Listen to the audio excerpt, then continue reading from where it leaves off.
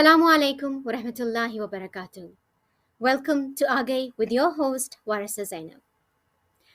Victims of domestic violence or domestic abuse, if they are men, they are not taken seriously. They are often treated as a joke or something which is non serious. Male victims of abuse or violence are often ignored, not taken seriously, and this is the main reason why they often choose to remain silent and they don't speak out. Lots of people who are in a position like this, who are currently in an abusive relationship or have escaped an abusive relationship, choose to not report it to the police or any social services, or don't even confide to their friends and family members out of fear of being judged, made fun of, or just ignored.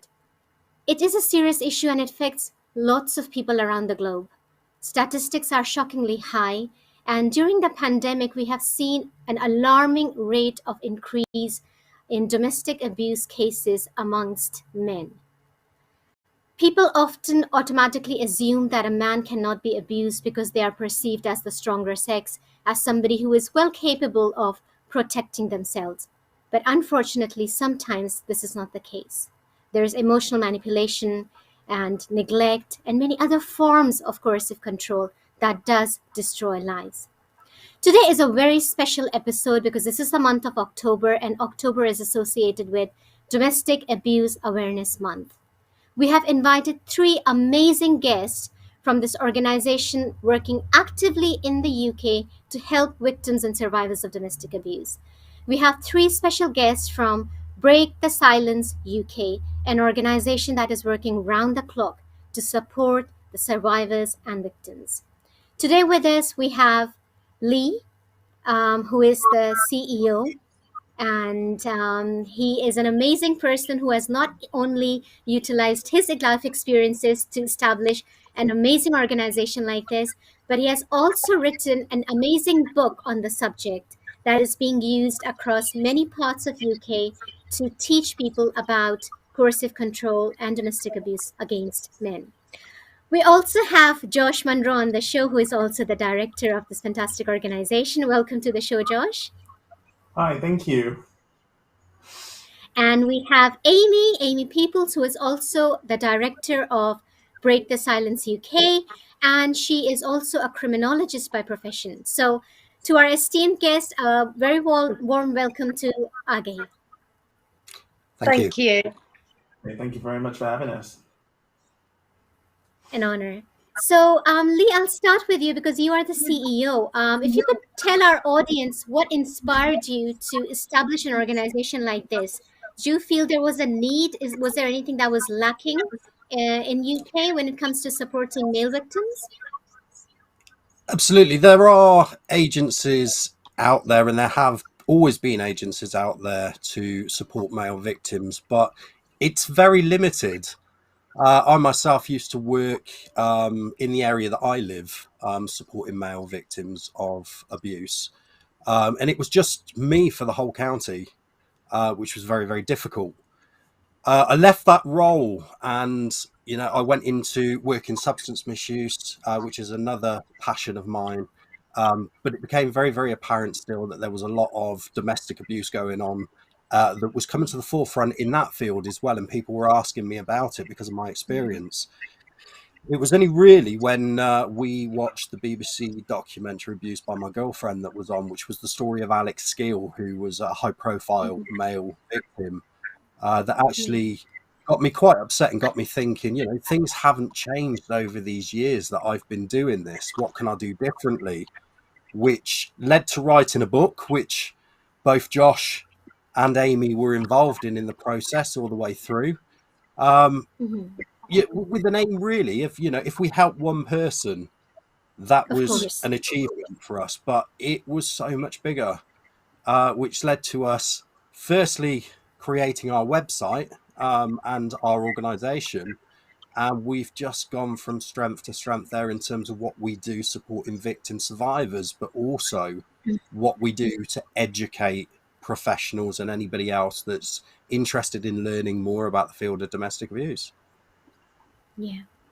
Thank you so much for that. Before we go further into this topic, I would like our audience to watch this clip that has been produced by Break the Silence UK to raise awareness about the issue and educate the audience. So we'll join you after this short clip. Stay tuned.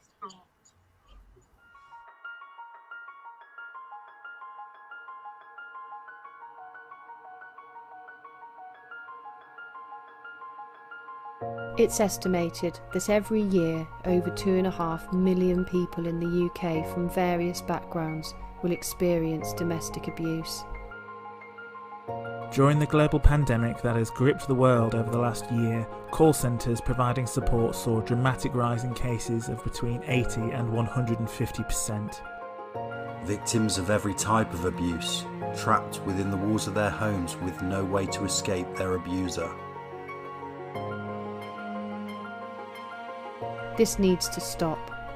It's time to lift the lid on the true extent of domestic abuse.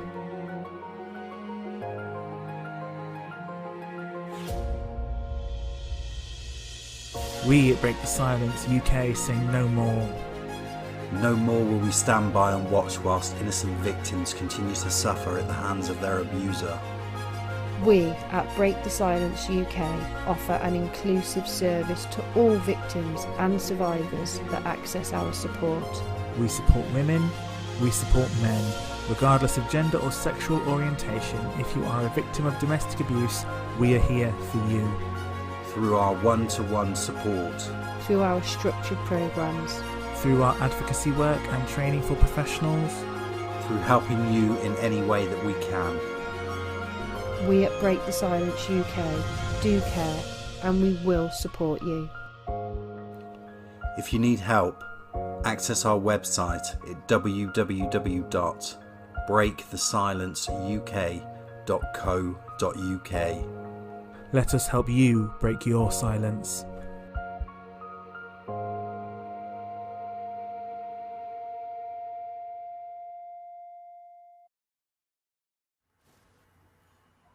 Welcome back to Aagahi. That was a short clip from Break the Silence UK. Coming back to our esteemed guests in this amazing panel that we have today on the show. Coming back to you, Amy, you've studied criminology, and people often don't understand that hitting someone, controlling someone, abusing in any way or form is a crime in this country. And when it comes to relationships, intimate partner relationships, people often ignore certain signs and red flags. I want you to share your thoughts on the statistics when it comes to male victims of domestic abuse and how it is a crime. Male victims, from my experience, tend to have the same they suffer the same types of abuse as women. It doesn't appear from what we've seen that men suffer any different to women. They're just less likely to come forward. Right. So, I mean, we try not to compare, because when you look into it, the types of abuse are comparable. So the coercion and control, the violence, the love bombing. So, and often like playing like the victim, making a victim feel sorry for them. So it's part of manipulation. Using children within the coercion and control, so they stay. Financial abuse, emotional abuse, it's all very, very similar. I mean, with the case that Lee was talking about with Alex, that was that was horrendous, but sadly not in isolation of just the only case that we've heard of that, of happening to. It's it's poignant. It's just people, it's just men, I think, with regard to how society is today, don't speak up, and we want to try and break those barriers, so they feel comfortable in speaking to anybody, just to sort of wave that white flag and say, I'm being abused, help me. There's no shame in that at all. Yeah. Josh, why do you feel when it comes to cases of male victims of domestic abuse and survivors, why are cases underreported? What prevents people from coming forward and opening up or sharing what they're going through with the right support agencies? So, well, even with support agencies, there are limitations on what they can provide because in a previous organisation I worked for as an independent domestic violence advisor, my Hmm. caseload was primarily women because there wasn't enough funding for me to solely work with male victims because not many in that county were coming forward. Hmm. In terms of barriers for men, again, as Amy said, they are very similar in terms of being falsely accused of actually being the perpetrator. Had negative experience with the police. We've had clients that have been, in essence, laughed out of the police office, and it's not the best way to actually encourage people to do that because they're not being taken seriously. They can Hmm. also fear loss of custody of their children, loss of their family, loss of their livelihood, Yes. especially, in and around those factors, as well as Hmm.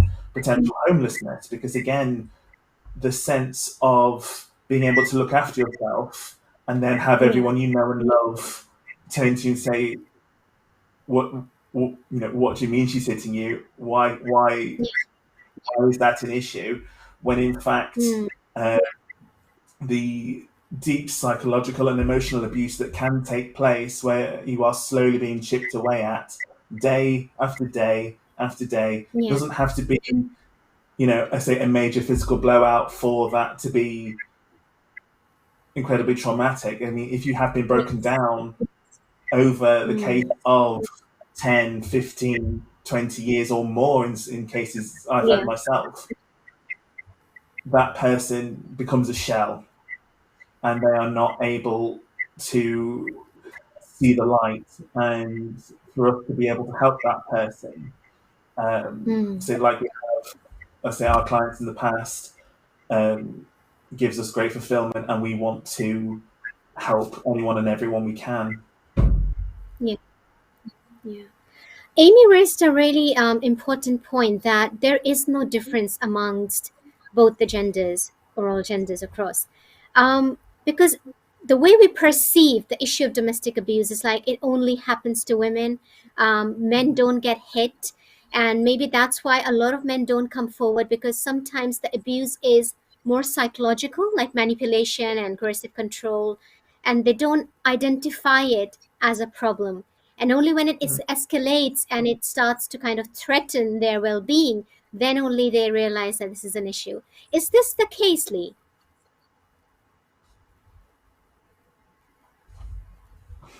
Sorry, I think you're on mute. We can't hear you. Is my microphone playing up again? I can hear you now. Intermittent sound. I swear it's one of my Yes. colleagues cutting me off so I don't talk. No, um, that's absolutely. I think it's pretty split down the middle because we do get situations where there's a lot of coercion, there's a lot of emotional, a lot of psychological stuff going on where men just don't sort of attribute those behaviors to being domestic abuse. I Hmm. mean, talking about my own personal experience, I had no idea whatsoever that I was a victim of abuse. I took part in a male program that we were running in Worcestershire. I was asked to come and help facilitate it, Hmm. and it was an interesting topic for me because when they said, it's a group for male victims of domestic abuse, again, my Hmm. first thought was, what? Females are victims of domestic abuse, not men. So it's Yeah. kind of a new topic for me. So I went along, and the gentleman that was originally running that course said to me, look, the best way for you to learn is to join in. And what they looked at was the gender neutral version of what's known as the power and control wheel, which looks at behaviors and tactics that are used by perpetrators. Um, And I was watching these men ticking off these behaviors that they'd faced themselves within their relationships. Now, Mm. the chap that was facilitating it, he said, Lee, join in. It's the best way. Come on, just tick the boxes, see if anything comes to you. So I started with children because I thought that's nice and easy because me and my ex-partner didn't have children. So that was a complete blank section. And I was thinking, that's okay. Mm. But then when I moved on to the other section, it then became tick after tick after tick after Mm. tick. And I felt as though my whole world just fell out from underneath me because I got out of that relationship. I was Mm. in a new relationship by this point, but I'd never considered that I'd been a Yeah. victim.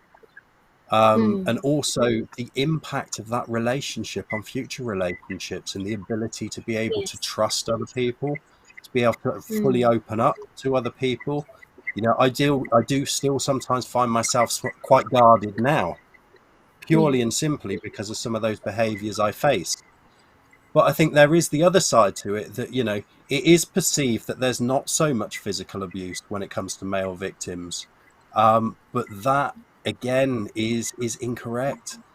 You know, there's Mm. lots of evidence, there's lots of academic research that's been done in this field that shows that certainly for men who suffer physical abuse, it's more Yeah. likely that that perpetrator will use weapons against them. You know, we've come across situations of scalding water, drinks being used as a Wow. weapon. You know, I talk to other agencies that I know, and certainly stories I hear, it really makes you, you know, men being stabbed in the leg, screwdrivers, and saying, "Oh, I had an accident, I slipped at work." You know, I think the most prominent case for me was a case that I worked once where a gentleman was found by an ambulance under a Mm-hmm. walkway, a passover, with a Mm. 12-inch stiletto heel sticking out of his chest where he'd had a deal with his perpetrator, and she'd taken off her shoe and hit him so hard that this Mm. heel was stuck in his chest. He had to have life-saving surgery, but Yeah. still didn't want to pursue things further because he said, I love her, she's not always like this. Amy, how come these things, these incidents don't become headlines? How come these incidents of crime never become breaking news in the media? Well, it's because it's not, you know, people see domestic abuse as gendered, don't they, against women. I suppose it's not what the media want to really kind of publicize, maybe, unless it's a really kind of high risk case. That there's no and also I suppose as well, if it is you know, publicized that there is an issue, then it will then be publicized and looked into a bit more and seen that it is highly underfunded. And you know, when a issue's raised, then the government has to do a bit more to help. And I suppose with everything going on, probably not wanting to put funding into something that actually is really really needed. Yeah. Yeah. Josh, when you come across these cases, what do you think? What kind of pattern do you see that most men kind of experience, or things that they tend to ignore when it becomes like really, really serious? Generally, from the client base that I've had, the patterns that I have seen is that they haven't. They generally don't see it as abuse because Mm. they've been raised in an environment where that's how relationships are formed, relationships are maintained, and that's just something you put up with. And very, very old school framing of, happy wife, happy life, and Yeah. I'm just getting a bit of grief. That's a relationship, when in fact um, they are either being physically, emotionally, financially abused. Mm. I've had clients where they've gone to work, earn their money, so come back home, and they've been left with £100 or less to last them the month, whilst being expected to ferry the kids around, pay for things, and everything else, whilst she has, I say, everything else at her disposal. So the fact that they don't see how that affects them is generally quite shocking, because it kind of springs to mind. So, you don't know unless you're in it, sort of thing. But even when you're in it, you can't always see, and your family members can't always see. The way relationships are taught to us from influences from our family, influences from school, friendship, and how we're sort of left to fend for ourselves in that sense. And because we want to connect, we are social beings. We do want to like have families and all of this. So it does sort of put them in a trap, to be fair. Well, we've spoke about it, haven't we? Is a team, and when you're looking at how they come up with the figures on domestic abuse, it's you're looking at questions around domestic violence. And as we've talked about already, it's not just about violence, and we've taken a huge step forward, moving it to being addressed as domestic abuse. But when you talk about men's experiences of going to the police, as we've talked about already, my colleagues have already talked about the lack of service provision that there is out there. You're asking questions. Has your partner or family member ever displayed a behavior that made you consider going to the police? Well, when you're reading everything online and you're reading about all different men's experiences that have gone to the police and it's been negative, the answer is always going to be no. So when we're talking about an average of 754,000 men estimated, that's a conservative guess. We've changed the way that we structure talking to men about their experiences, certainly when it comes to talk to us. And we talk about, certainly in a way of saying, do you know what? Talk to me. Has your partner or family member ever displayed a behaviour that made you feel uncomfortable? If that's the case, let's explore this a little bit, because it opens up so many doors. Because as soon as you start talking about, have they done something that made you want to go to the police? A lot of people become very guarded. Now, that's male and female because of the potential risk that is there. But just open it up in a general conversation and saying, do you know what? If they've done something that makes you feel uncomfortable, talk to me about it. It allows you to explore so much more and makes people open up so much more. We need to change the questions being asked. Yeah, definitely. I mean, it's all right someone saying, oh, are you a victim of domestic abuse?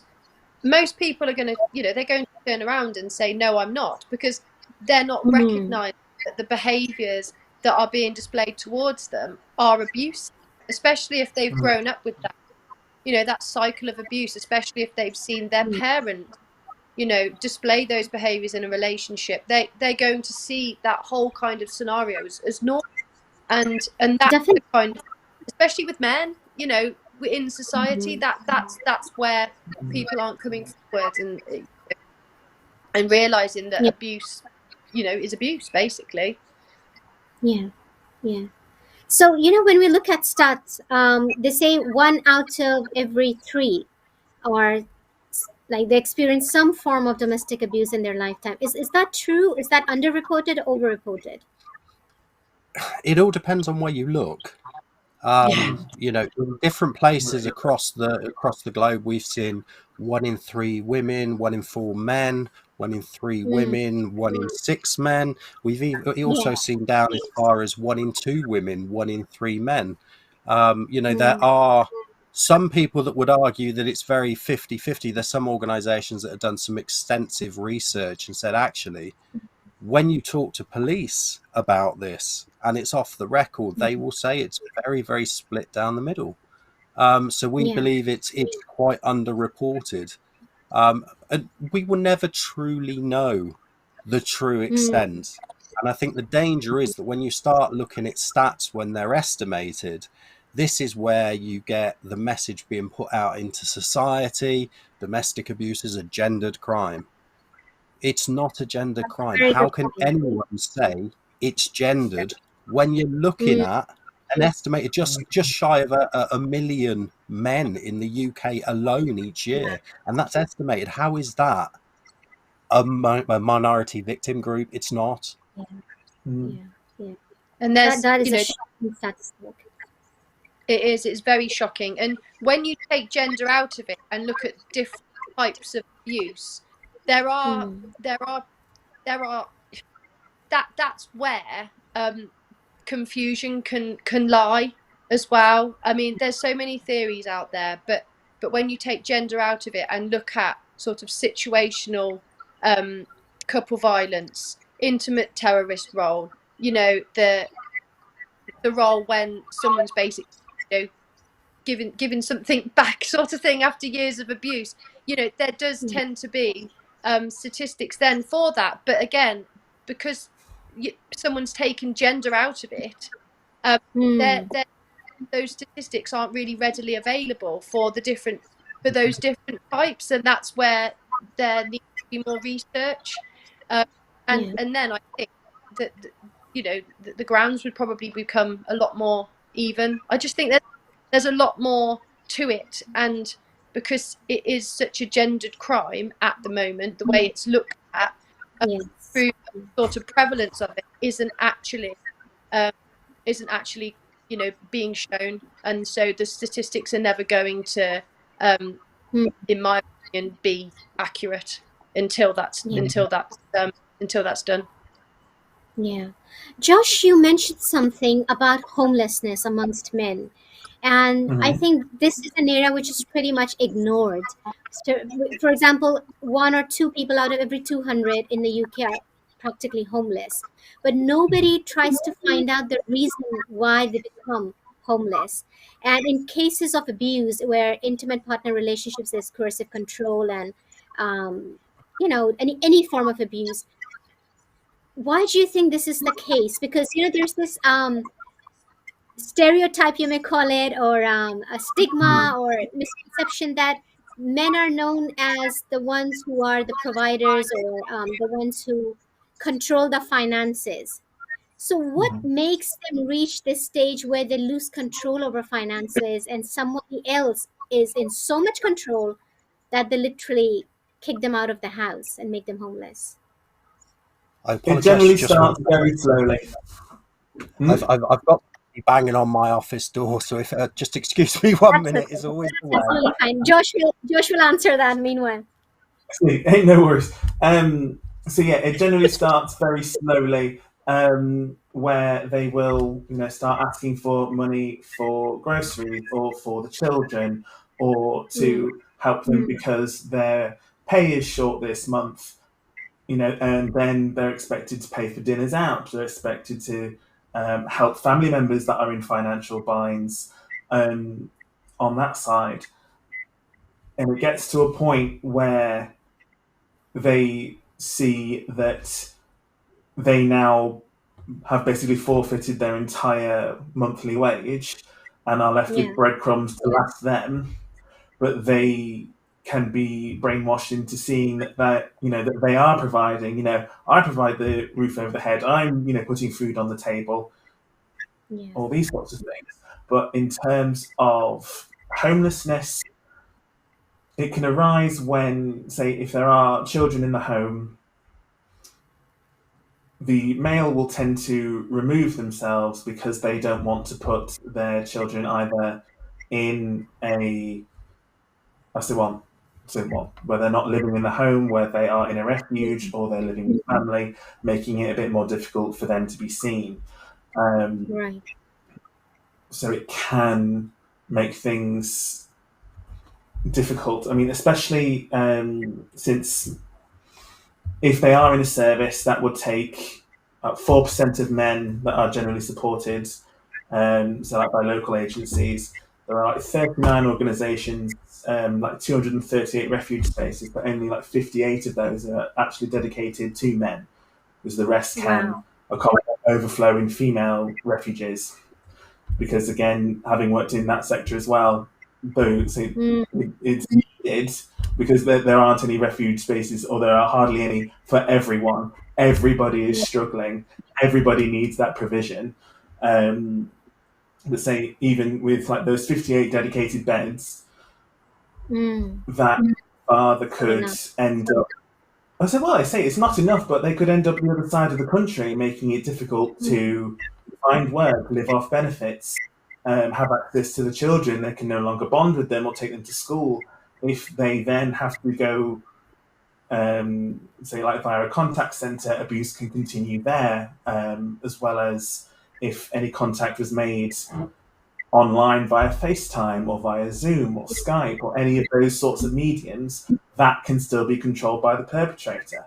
That can be minimized to a point where out of the couple of hours that they're supposed to have, they only have half an hour, 20 minutes because of unexpected delays, or they're out shopping, or they're busy doing other things, or they're seeing other family members. So that it does make things incredibly complicated, and so yeah, makes it quite clear why some men say, well, find it easier to take themselves out of the home because they may have been broken down so much that they see themselves as the issue, or say, oh, I didn't love her enough, I didn't provide enough, I don't have a good enough job, I'm say not a good enough father to the children, which is not the case. Yeah. Lee, sorry, you're on mute again. If you unmute, would be. Go on. No, nothing yet. I also wanted to know if one of you could answer, how common is it to see men taking injunction against a female perpetrator? Because we often hear of stories where a female has escaped an abusive relationship and she feels threatened that her life is in danger, so she has gone to the police or the social services and went for injunction so that there is no contact. What about male victims?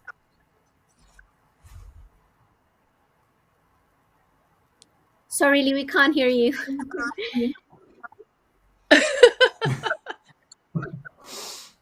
I was just maybe going to George. Yeah. So, well, in terms of injunctions, yeah, of course. In terms of injunctions, they are accessible to men, but again, there are barriers in place, and it makes things quite hard for them to be obtained. Whereas when I've had to get them for female victims and I'll say any female victim that has needed either a restraining order, prohibited steps orders, or any sort of provision, can be a point of, oh yeah, we can get you an emergency appointment within the next couple of hours, hang around court in the morning and we can squeeze you in and get it done. I've not had that experience with a male victim as of yet.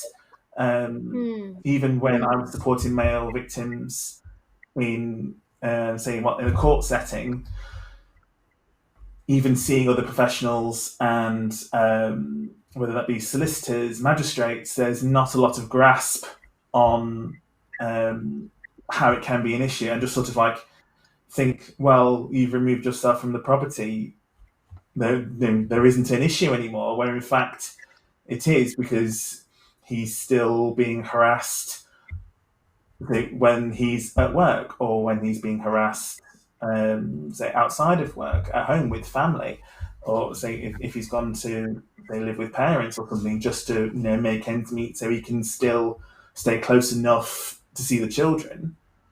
That's another thing. I've read about many cases, many incidents where the female perpetrator has taken the custody of the children, or is manipulating her partner, saying that she will take the custody, or she'll take the child away, and the male victim is unable to see his kids, to have any form of contact, and that's another tool of manipulation that is used against them if they dare to stand. I say, as well as her actually putting out injunctions on him. So she has used the system against him to make it even harder for him to see his children and to heal from all of the harm that's happened.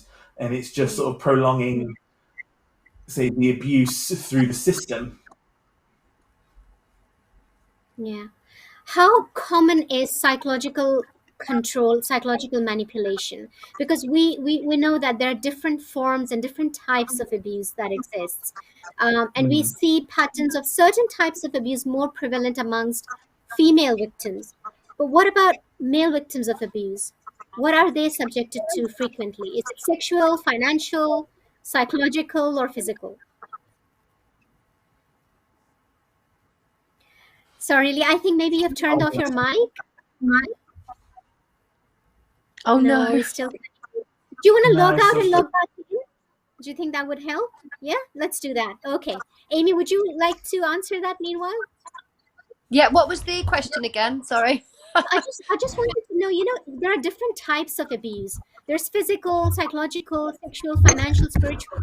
Which type is more prevalent or more seen amongst male victims? What are they subjected to frequently?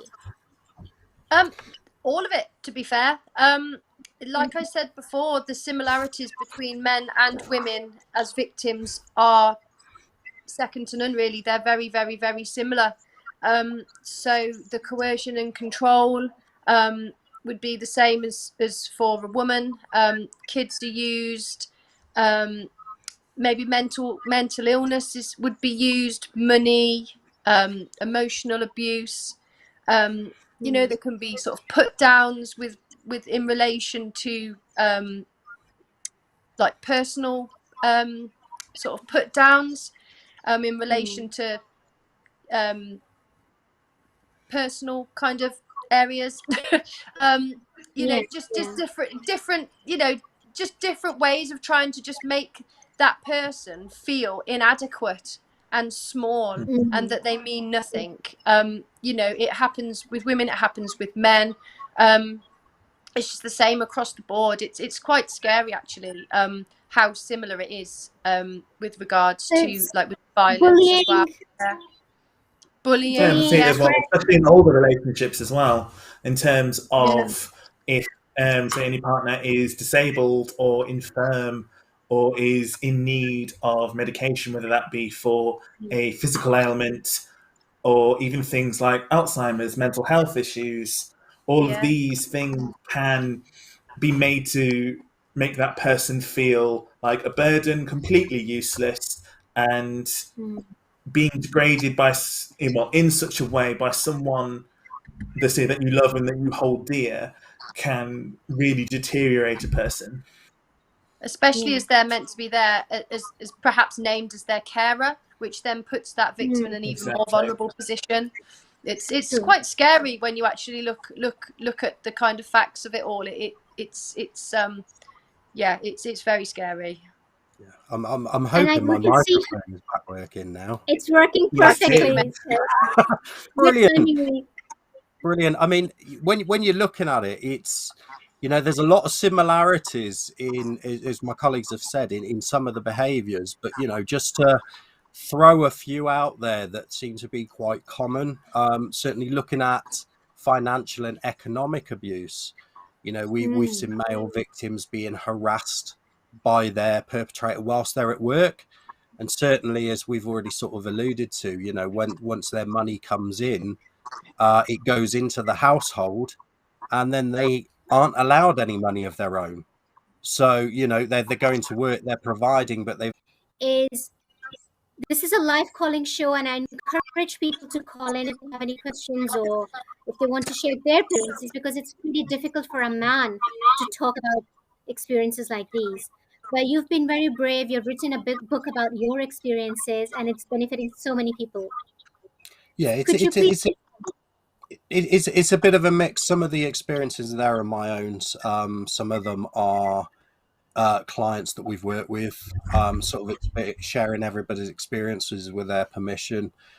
Because one of the things became very apparent, I mean, all of us here either have or are in the process of doing our master's degree in understanding domestic and sexual violence. And there's not a lot of material out there in terms of, looking at males as victims. When you find a lot of material, it's talking about males as perpetrators. And I think when you've constantly got that message being delivered out there, why would anyone want to come forward? You know, when you read about domestic abuse, why would men want to come forward when they're asked questions like, well, what did you do to make her do that?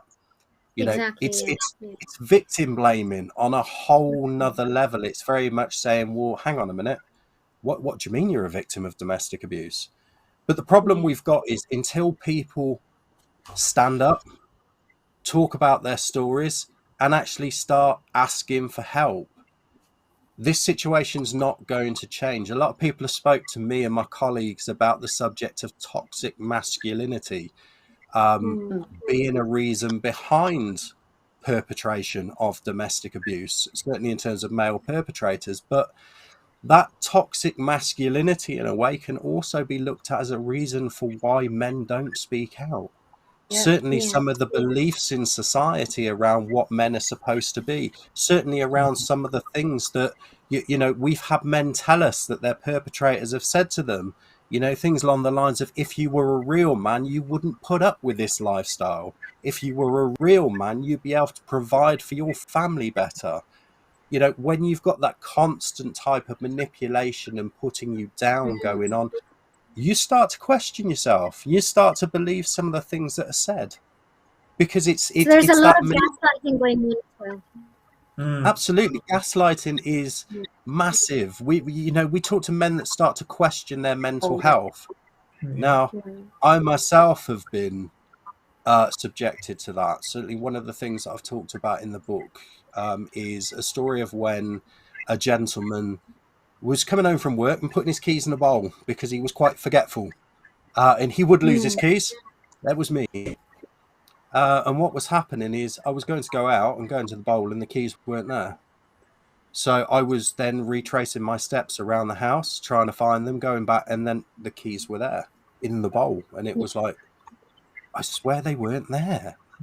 And this went on for some time, and I really started to question my own sanity, to the point it became quite worrying for me, until I caught her out one day. I was adamant that I'd done it, and I was watching over the banister of the house, and I saw her put the keys back in, and I went down and I picked them up out the bowl and said, did you just put the keys back in the bowl because they weren't there a minute ago? And she said, no, I don't know what you're talking about. And I said, I just saw you do it. And the response I got was, look, I know how bad your mental health's been recently. I know how forgetful you've been getting. I saw them on the table, and I didn't want you to feel that, you know, this was an issue, so I put them there, but I've never done it before. And, you know, this is something that happens so much. And there's so many men that, you know, have had these issues where they're really questioning their whole existence. And what I'd say to people is, if this is happening to you, speak out, because what happens is it's the same with anybody. It affects your mental health. When you affect your mental health, you're going into lots of different areas there. We know that suicide rates are highest within men. Yeah. We know from statistics from other agencies that men that have talked about being victims of domestic abuse, 11% have attempted suicide. But how many have actually gone the full extent and are no longer with us because of the extent of the abuse that they've suffered? I believe it's extremely high, and that is never talked about. Lee, I want you to give some more examples from your personal life. When did you reach that point in your life, when that moment of realization where you thought, okay, this is it, I'm going to leave, this person is not going to change? How did that happen? How did you reach that point? It happened before I even realized that I was being subjected to domestic abuse. There was lots of stuff that went on within the relationship, stuff that was turned back on myself to make me feel guilty. One of the things that sticks with me an awful lot is having that suspicion that something was going on, knowing that there, you know, potentially there was something going on behind my back. with somebody else, little comments that have been made to other people. But every time I try to broach the subject, it was like, you're paranoid. You know, there was a Right. situation where a family member had quite a serious operation, and I was worried. You know, I'm a genuine person. I worry about people.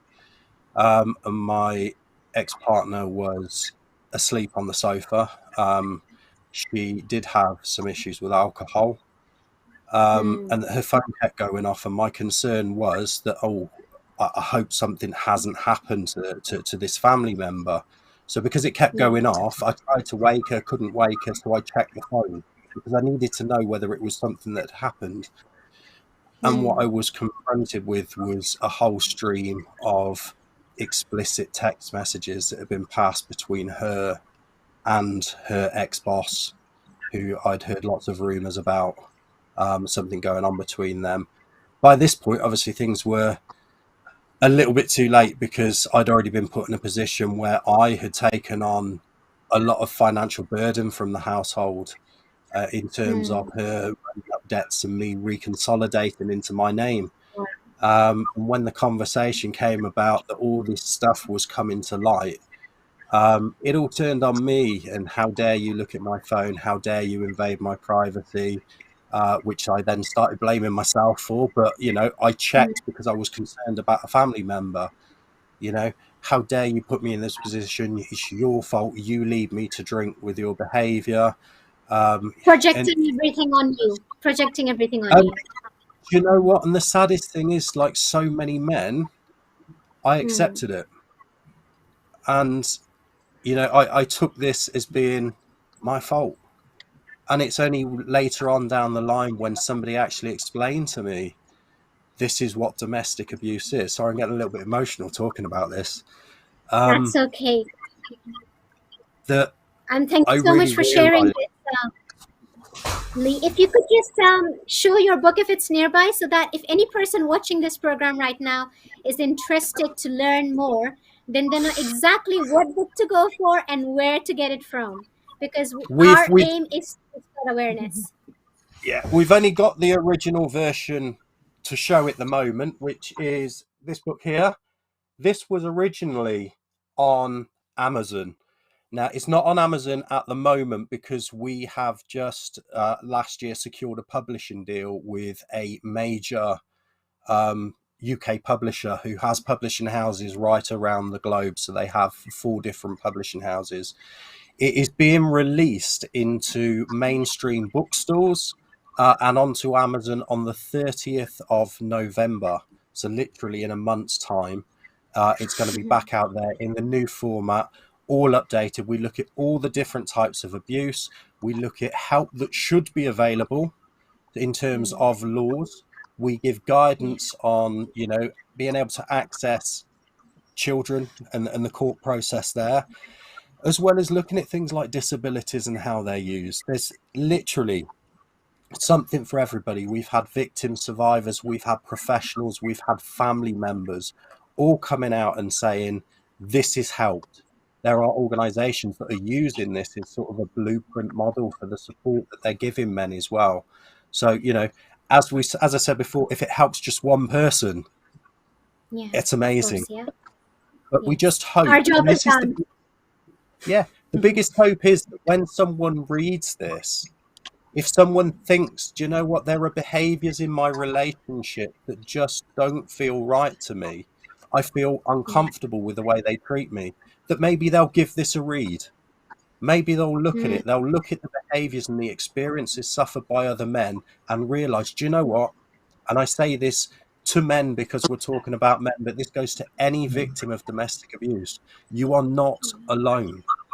Speak up, talk to people, talk to us. You know, there's contact ways that you can contact us through our website, and someone will always answer. You don't have to suffer this abuse in silence.